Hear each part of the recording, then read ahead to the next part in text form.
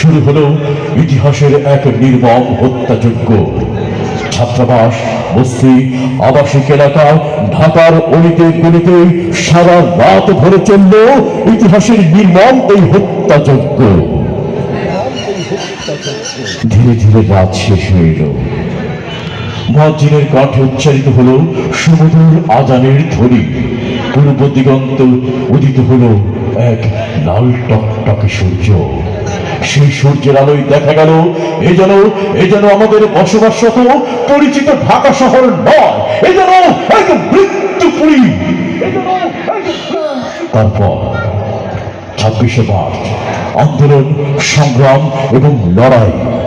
দীর্ঘ 9 মাস বাংলার তামাল কামাল ছেলেরা 9 মাস রক্তক্ষয়ী যুদ্ধের পর অর্জন করল এই দেশ, এই মাটি, এই মানচিত্র। আমার সোনার বাংলা, আমি তোমায় ভালোবাসি। সুপ্রিয় দর্শক শ্রোতা বন্ধুরা, আজকের এই অনুষ্ঠানের এই মুহূর্তে সেই দেশকে নিয়ে চমৎকার একটি সঙ্গীত